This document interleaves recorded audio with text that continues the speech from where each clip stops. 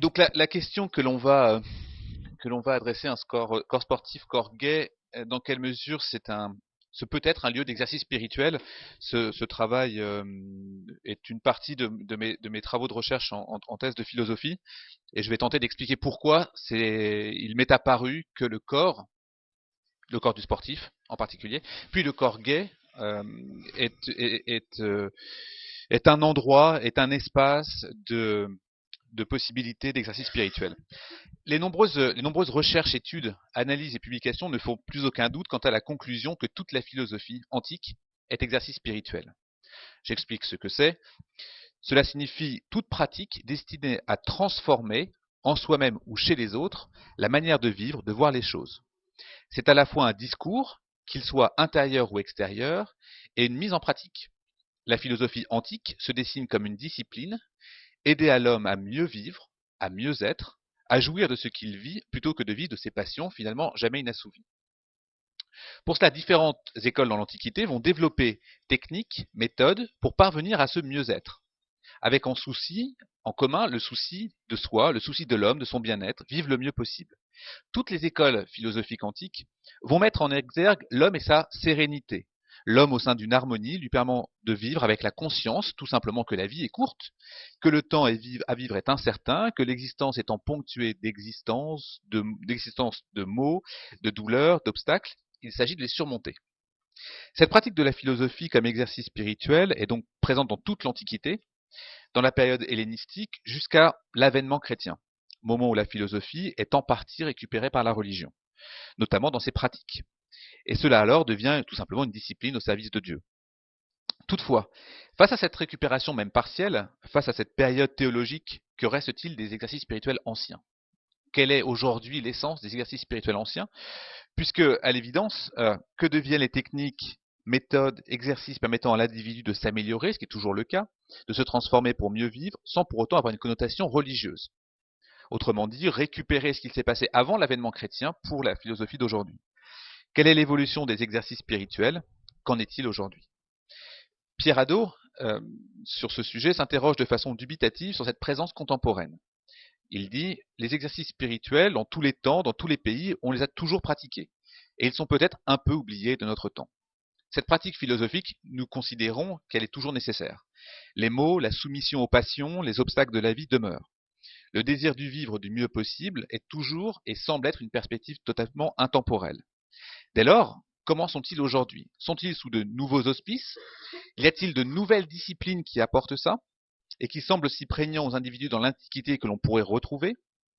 Car aujourd'hui, il n'y a clairement plus d'école philosophique antique, clairement. Les exercices spirituels ne semblent pas spontanément avoir perduré. Et peut-on se poser la question, éventuellement, de leur reconfiguration? Il nous semble qu'il en demeure, et notamment en mettant le corps en exergue. Plus particulièrement, l'utilisation du corps comme exercice spirituel, qui puisse être source matériaux, outils, exercice spirituel, quoi qu'il en soit, comme nous l'avons dit au début, qu'ils servent à la transformation de soi. La philosophie a toujours eu une relation ambiguë avec la pratique du corps en général, la pratique sportive en particulier.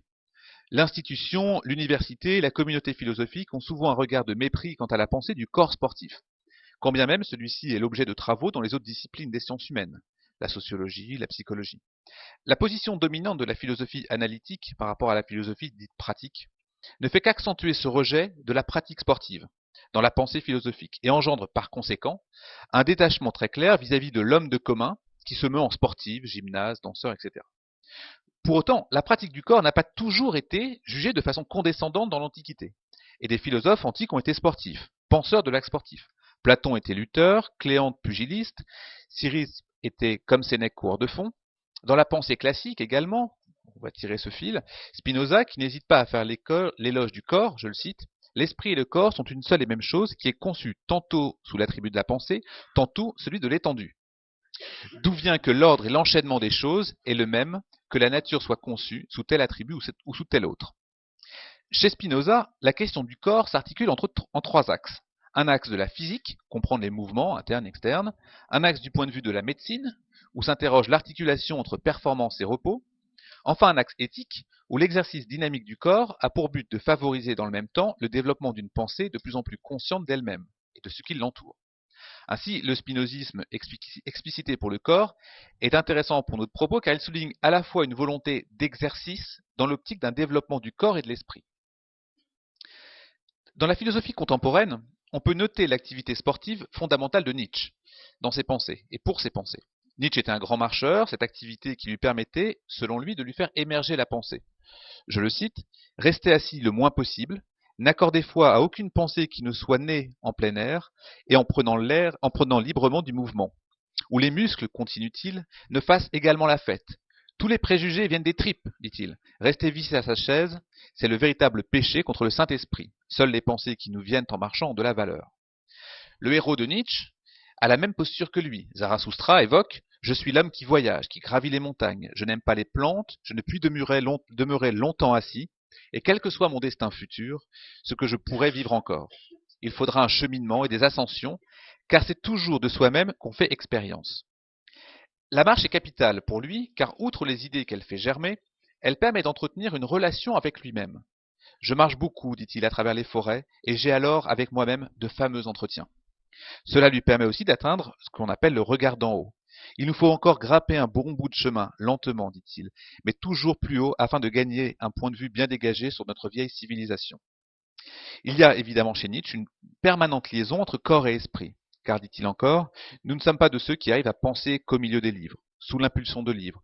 Nous avons pour habitude de penser au grand air, en marchant, en sautant, en escaladant, en dansant, de préférence sur des montagnes solitaires ou tout autour du bord de mer. Là où même les chemins deviennent pensifs. Les exercices spirituels, les exercices physiques sont nécessaires pour lui à tout âge. Pour favoriser une bonne santé, ils devront être aussi courants, désirés que le pain quotidien. C'est pourquoi il recommande également des petits exercices respiratoires sollicitant le corps. Et que, dit-il, chaque jour, prendre pour règle, tous les quarts d'heure, une forte et profonde inspiration, si possible étendue à plat sur le sol.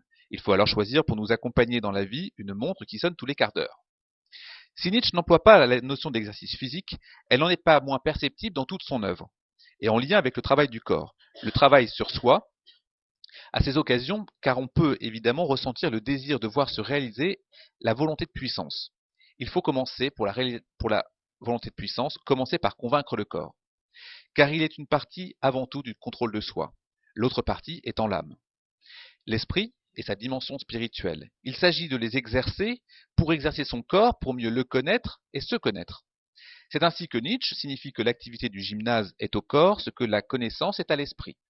Cette association pratique du corps et de l'esprit peut garantir seule la maîtrise de soi. À ces réflexions sur l'action physique et alors mise en œuvre, notons que chez Nietzsche, il adjoint une réflexion sur l'alimentation. Il réfléchit ce qui lui convient de mieux en fonction de quelle physiologie, quel plat, quelle boisson en fonction du lieu, du climat. De plus, Nietzsche, lecteur de Diogène, Laërce, est nécessairement influencé par Épicure. Et dès lors, il se dit clairement dans une frugalité qui sert sa philosophie. Ce que vise Nietzsche à partir de ces pratiques-là, et là encore qui peut faire écho à la volonté de puissance, c'est d'élaborer un corps harmonieux. Ce qui mêle autant les aspects psychiques, physiques, c'est l'idéal, dit-il, du corps philosophe, où tout esprit devient corporellement visible. On verra que c'est important pour nos questions sur le corps gai, où l'on va essayer de rendre une corpulence à l'esprit visible.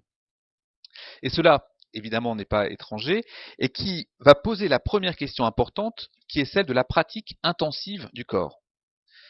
En s'appuyant sur le Timée de Platon, Jean-François Ballaudet indique que la pratique sportive de haute intensité fait apparaître, je le cite, des formes d'expérience physique et spirituelle sans réel équivalent. La proposition cherche à renverser la tradition platonicienne, ici notamment du Phédon, ainsi que des traités de Plotin, où l'âme est appelée à s'écarter du corps dans un objectif d'épanouissement. L'auteur note que le Phédon jauge un corps pesant et indigent, passif et source de troubles. Or, la pratique sportive, justement, vient mettre à mal cette condamnation par un entraînement régulier du corps qui rendra une certaine légèreté. De plus, on peut montrer que l'esprit, à l'occasion de pratiques sportives, avec un certain degré de régularité et un certain degré d'intensité également, a une capacité à se corporéifier. La pensée elle-même devient souffle. Et de fait, questionne la position plotinienne d'une existence qui ne semblait que l'extraction d'âme, par exemple. Si l'activité sportive peut être lue comme un exercice spirituel sous certaines conditions que je viens de nommer, intensivité, intensité, régularité, cela n'en demeure pas moins accessible pour le plus grand nombre. Ainsi, Jean-François Ballaudet précise également que ressentir la corporéification de la pensée, la sensation spirituelle de l'expérience physique, est accessible à tous. Il faut simplement, pour la mettre en œuvre, ressentir le désir d'une sorte de saut dans l'inconnu, par lequel je tente d'éprouver les possibilités de mon corps. C'est cette dimension que nous questionnons dans le corps gay. Nous soutenons que le corps sportif, poussé à son extrême, peut être mis en lien avec la formation de soi, dans ce qui est appelé le corps gay, ce corps gay musclé, ainsi que le nomme David Alperine. Ce dernier cherche à montrer clairement dans Saint-Foucault en quoi la pratique du corps, l'exercice du corps chez les gays, relève de l'ascèse et de l'exercice spirituel. Le bodybuilding est pour ceux qui le pratiquent, je cite David Alperine, un rituel quotidien, exigeant, dur et transformateur qui souvent bouleverse le mode de vie, le régime alimentaire, le rapport au travail, au sommeil, les habitudes sociales, les amitiés, le sens de la communauté et peut-être aussi le sens des possibilités personnelles. L'activité du bodybuilding est ici associée tout simplement, comme on l'a vu dans les exercices spirituels, à un art d'existence et s'écarte en même temps de cette activité pratiquée par quelqu'un qui n'est pas de la communauté gay, puisque la culture du corps chez les gays, je le cite de nouveau, est de produire un physique qui s'écarte des normes hétérosexuelles conventionnelles de la masculinité. En cela, Alperine, en s'appuyant sur Miller, dit clairement que le corps macho hétérosexuel manifeste sa puissance comme un instrument, à la fois comme un corps installé dans une armure et totalement dédié à l'utilité, alors que le corps du bodybuildé, des gays, affiche des muscles avant tout comme une image, appelant ouvertement le désir de quelqu'un d'autre, et recherchant délibérément la possibilité d'être brisé par ce désir. L'idée de la production de muscles dans l'espace communautaire gay n'a aucun sens pratique. Il n'est même pas identique à ceux produits par la gymnastique. L'enjeu est tout autre puisqu'il vise la normalité, je le cite, paraître bizarre, hypertrophié, même grotesque, c'est-à-dire queer, et néanmoins intensément désirable. On note bien ici les différences flagrantes d'avec les enjeux sur la pratique sportive. Néanmoins, ce qui peut être approché, c'est l'articulation autour de la pratique du corps. C'est l'atteinte, la volonté, le désir d'une amélioration de soi, un dépassement de soi pour un vivre mieux, à minima se sentir mieux. C'est le corps qui est le matériau de travail à ce dépassement, à cet exercice spirituel, quand bien même cela peut être différent, et cela peut même parfois s'opposer entre le sportif et le gay. Pour Michel Foucault, le corps est le lieu de la connaissance et de la transformation de soi, qui ne se réduit pas à une stylisation, contrairement à ce que l'on peut en comprendre souvent. La transformation de soi, par le corps du gay chez Michel Foucault, même si son enjeu pourrait tout à fait dépasser les sphères pour atteindre celles hétérosexuelles, s'opère par un nombre d'expériences corporelles diverses. Celle-ci se retrouve largement dans l'œuvre de Foucault, imbibée d'analyses sur le corps qui est modelé par le pouvoir, employé comme un instrument, soumis à des normes qui touchent à la santé, à la beauté et au sexe. De ces expériences personnelles, qui se diffusent plus ou moins dans ses écrits et interviews, Foucault n'hésite pas à faire entrer son corps en jeu, que ce soit dans l'utilisation de drogues, comme dans certaines pratiques sexuelles extrêmes. Dans ce dernier cas, il ne faut pas lire un Foucault visant à l'apologie d'expériences sexuelles limites, mais au contraire, voir une finalité qui est de rompre avec notre obsession du sexe conçue comme une clé du plaisir. L'objectif est de nous libérer d'un sexe répressif qui nous obstrue d'autres plaisirs somatiques. C'est pourquoi, dit-il, il faut tendre à une désexualisation, à une économie générale du plaisir qui ne soit pas sexuellement normée. Par exemple, si Michel Foucault recommande le sadomasochisme homosexuel, ce n'est pas tant pour le plaisir que pour sa dimension de désexualisation du plaisir. Et dès lors, s'invente de nouvelles possibilités en utilisant, dit-il, certaines parties bizarres du corps. Le sadomasochisme homosexuel va nécessairement venir bouleverser la perception du désir sexuel classique. Je le cite, « Toute l'énergie et l'imagination si bien canalisées par la cour dans une relation hétérosexuelle s'appliquent à intensifier l'acte sexuel lui-même. Cet acte sexuel s'expérimente selon Foucault et devient même une nécessité parce que l'acte sexuel est devenu si facile, si accessible, qu'il court le risque de devenir ennuyeux. Aussi, fait-on tout ce qu'il est possible pour innover et introduire des variations qui intensifient le plaisir de l'acte. Ce mélange de règles et d'ouverture a pour effet d'intensifier les rapports sexuels en introduisant une nouveauté, en introduisant une tension et une incertitude perpétuelle dont est exemple la simple consommation de l'acte. Le but est aussi d'utiliser chaque partie du corps comme un instrument sexuel. Le sadomasochisme joue parfaitement ce rôle de mise en scène et d'utilisation du corps, d'instrument sexuel, même si toutefois le soi individuel n'est ni exclu ni ignoré. Le corps est tout à fait repensé et redessiné. David Alperine montre précisément que pour Foucault, le SM, avec les pratiques qui lui sont liées, je cite, bondage, rasage, piercing, humiliation, flagellation, fistfucking, travail des seins et de la queue, des couilles, produit d'intenses plaisirs, impliquant alors l'érotisation de régions non génitales, et permet d'élaborer alors une nouvelle cartographie corporelle du plaisir. Le SM est dès lors une pratique de transformation de soi, indépendamment de l'acte lui-même. Il y a une intégration et compréhension du rôle du corps qui sont tout à fait nouvelles et qui questionnent le rapport de soi à son corps, de son corps à soi, dans un espace qui est le sien, le corps, mais aussi dans un espace de rapport stratégique de domination, le corps des autres. Le soi, dans ses exercices et ses expériences, est en perpétuel mouvement. Il se refaçonne en adoptant un nouveau rôle, inédit, un rôle que notre condition n'avait pas prévu initialement dans la construction de notre soi. Ces rapports et pratiques engendrent une transformation de soi, à l'instar des exercices spirituels que j'ai mentionnés, dans la mesure où certes il y a du plaisir, mais accompagné, et il ne faut pas le dissocier, d'efforts, de rigueur, de volonté de transformation. Gaël Rubin précise ces importantes dimensions, notamment à l'occasion des soirées. Les gens allaient aux catacombes, je le cite, Club SM de San Francisco, pour faire des choses inouïes à leur corps et leur esprit. Et certains habitués racontent même avoir connu un genre d'expériences transformationnelles qui sont en général associées avec des disciplines spirituelles. Fin de la citation. Cette approche somatique, foucaldienne, est clairement élitiste.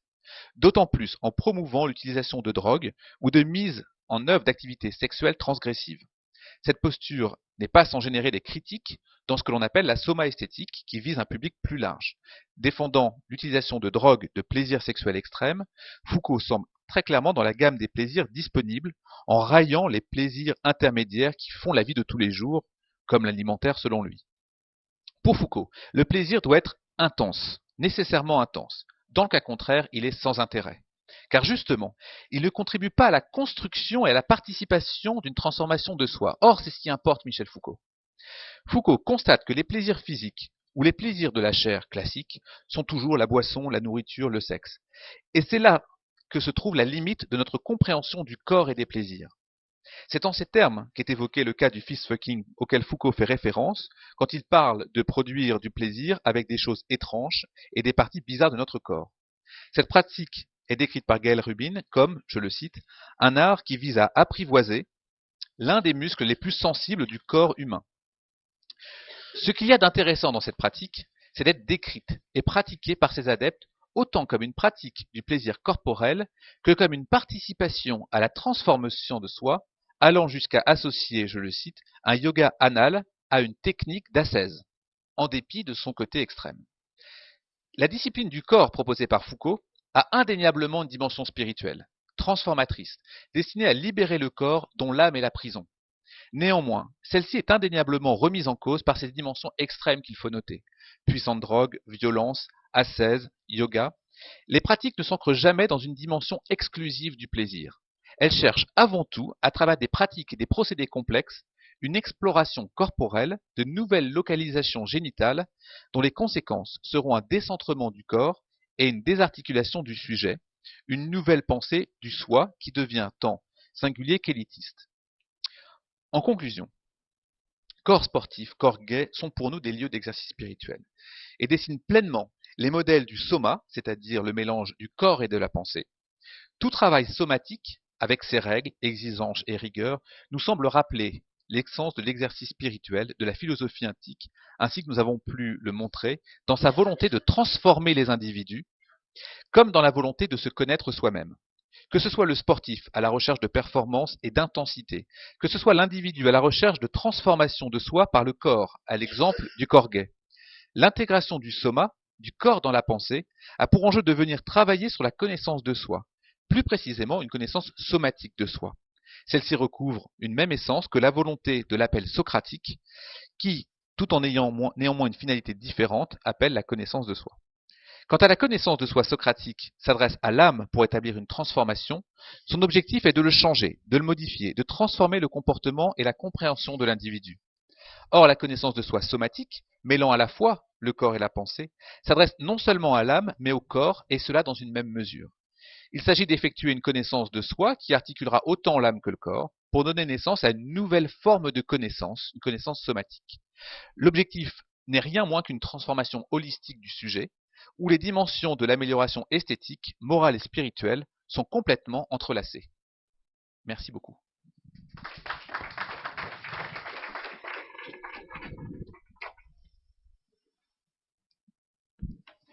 Une question? Oui, Marc?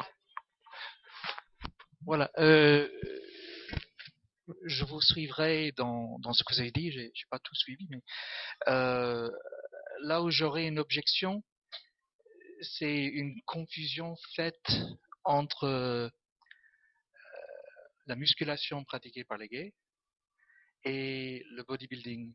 Et je dirais que je verrais pas en soi tellement la musculation pratiquée par les gays comme du sport.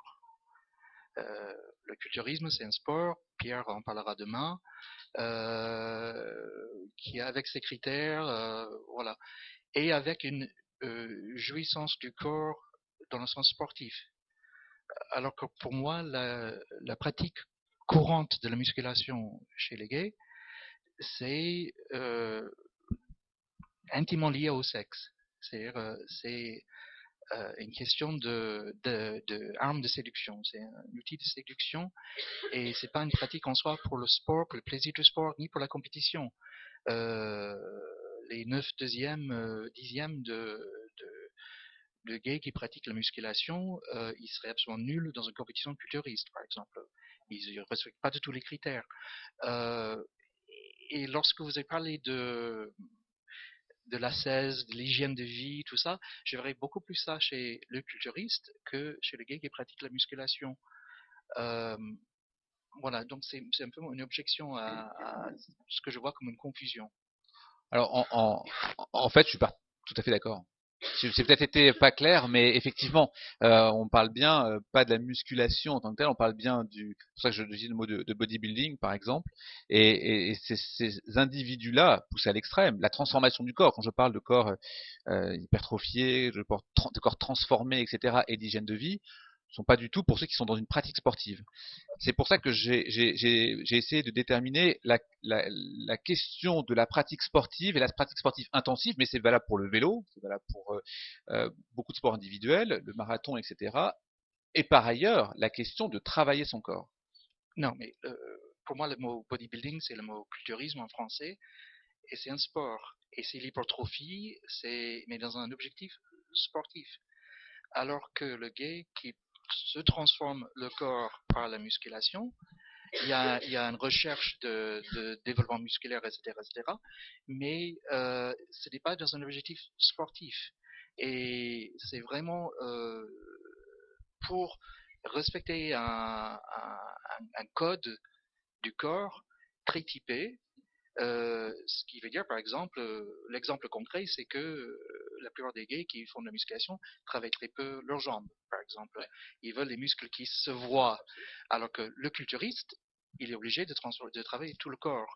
Et il y a le même résultat en termes de développement, mais je pense que c'est pas du tout la même vision.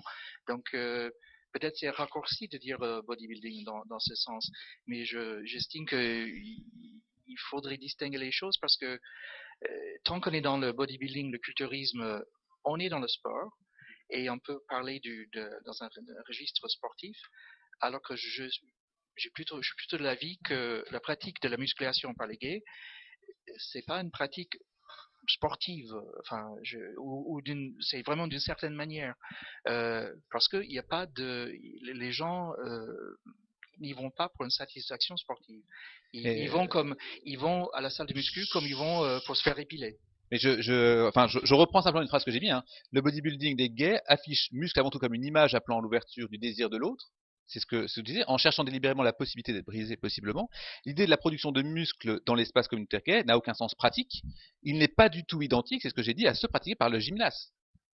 Ouais, Oui, je pense, il y a enfin, quand même. Marc, je voudrais intervenir là aussi sur le, parce qu'il me semble qu'il y a une question de définition. Il y a plusieurs réactions, il y a plusieurs personnes qui veulent intervenir. Il y a une question de définition. Enfin, pour moi, c'est évident. Et je pensais notamment, avant d'aller sur la pratique du bodybuilding, de la musculation, voire les pratiques SM chez Foucault, euh, qui moi m'est venu à l'esprit en parlant de Nietzsche. Nietzsche, il parle pas de sport. Ça n'existe pas le sport. Il est sur la gymnastique, et c'est vrai qu'il y a tout un rapport à la gymnastique, à l'effort, à une méthodique de l'effort, une rationalité de l'effort, qu'on peut trouver y compris dans le SM, dans ce qui a été expliqué à la fin. Et on est plus sur une logique gymnastique, mais au sens traditionnel du terme, avec un travail hyper rationnel, de contrôle du corps, et qui s'oppose au sport, justement, en termes de dépassement dans un premier temps. Dans un premier temps, je veux dire, au moins jusqu'au milieu du XXe siècle. Donc, ce qui m'a gêné un petit peu dans le propos, c'est finalement de ne pas tenir compte aussi de la transformation des pratiques sociales et de la multiplicité des engagements dans ces différentes pratiques sociales. Ce qui fait que, du coup, on a du mal à suivre parce que dans le même propos, tu ne parles pas des mêmes choses. Et du coup, ça. Alors qu'en même temps, le SM, je trouve que c'est remarquable d'associer le SM au sport. Le sport, c'est une forme de masochisme intériorisé, qui est coupé du sexuel, mais qui suppose un travail sur la douleur, sur l'intériorisation de la douleur, sur l'acceptation de la douleur, sur le dépassement malgré la douleur. Donc voilà, il y a des choses. Oui, alors, parce que je comprends la remarque, Philippe. Il faut voir que pourquoi j'en suis arrivé à ces questions-là, mon seul axe, il est le spirituel, moi. C'est pas le sport. Le sport m'intéresse pas, mais je vais jusqu'à ça, mais le corps gay non plus. Il s'avère que dans mes travaux, je m'apercevais que des individus réussissaient à se transformer, c'est-à-dire transformation de soi, pas du corps. Ce qui m'importe, c'est leur spiritualité. J'entends la spiritualité telle que j'ai définie, transformation de soi, je vis mieux les choses, je suis dans un mieux-être, etc. Il s'avère, dans les études qui sont menées, dans les recherches, dans la littérature, etc., que les personnes pratiquant le bodybuilding dans cette optique-là, tout comme les personnes pratiquant l'ESM dans certaines pratiques, tout comme certaines sportifs en intensité, cet ensemble-là, je le traverse complètement, et cette cohérence est fil rouge, uniquement par l'aspect transformation de soi spirituelle. Parce que sinon, je suis parfaitement d'accord avec toi. Et du coup, là, ce que tu dis, on le retrouve par exemple parfaitement, j'ai l'impression, dans le roman, enfin l'autobiographie ou l'essai d'Haruki Murakami sur la course. Ouais, Qui est un absolument. écrivain qui explique comment justement la Ouais. course lui permet de travailler à la transformation de soi, y compris dans le prolongement et par l'écriture. Absolument. D'accord. Oui, alors ce point-là m'intéresse toujours beaucoup parce que il n'est pas simplement que dans la pratique de l'acte. Lui-même va le dire très clairement, c'est également quand je vais commencer à réfléchir, à écrire dessus, que j'ai la prolongation de ça. Et quand Michel Foucault, très clairement, parle des soirées ou des moments passés dans les saunas, etc., c'est prolongé dans son écriture. C'est-à-dire l'expérience vécue et la perte d'identité va se reconstruire sur soi-même et sa spiritualité quand il va écrire. Et l'écriture naît dans la pratique. Absolument, C'est ça absolument. C'est toujours un va-et-vient entre les deux. Et le discours et la pratique, je suis désolé, mais ça, c'est un sujet qui est absolument passionnant. D'accord. Monique Amiot de l'INSEP. Quand vous parlez des personnes gays qui font de la musculation, Il faudrait rapprocher le micro, Monique. et que vous décrivez la manière dont ils le font et l'objectif qu'ils le font, enfin, ne peut-on pas l'appliquer à toutes les nouvelles générations qui vont dans des salles de musculation, qui font de la musculation non pas pour faire du sport, mais aussi dans un but esthétique, dans un but de séduire, que ce soit quelqu'un du même sexe ou du sexe opposé. Mais enfin, je trouve pas que c'est très éloigné. Je comprends pas pourquoi il y a une spécificité dans cette partie-là pour une personne gay ou pas. En fait, je suis malheureusement j'ai malheureusement été obligé d'aller vite. La personne qui va pratiquer le bodybuilding dans cette optique-là c'est ce que j'ai dit, va changer son mode de vie. Changer ce mode de vie, c'est-à-dire je vais changer mes amis, je vais changer ce que je mange, je vais changer la façon de faire, la façon d'être, et je change tout. Et quelqu'un qui va pratiquer pour un entretien n'est pas la même chose. Ce qui l'importe, c'est pas d'être musclé, c'est à quoi ça va servir d'être musclé. Et ce qui va servir d'être musclé, c'est changer non pas son corps, mais sa spiritualité. Ce qui n'est pas le cas de quelqu'un qui peut aller même tous les jours à la salle de sport. Tous les jours à la salle de sport pour m'entretenir le corps, pour être plus performant, pour être moins essoufflé ou ci ou cela. C'est pas du tout la même chose.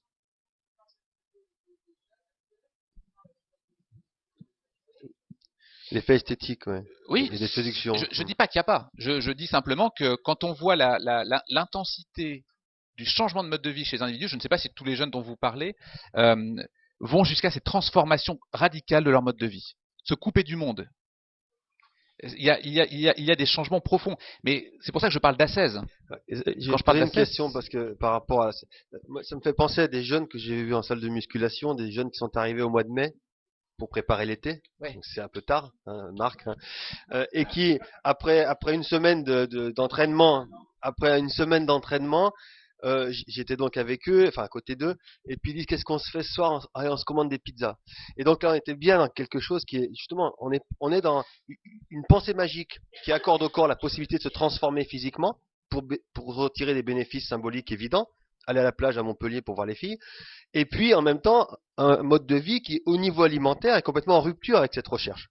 Ce soir, on se fait des pizzas avec du coca, etc. Puis c'est pas une pizza, bon. Donc ça, c'est peut-être un élément qui nous permet de voir déjà de quoi tu as parlé et peut-être des confusions qu'on a perçues. mais le corps des canaux,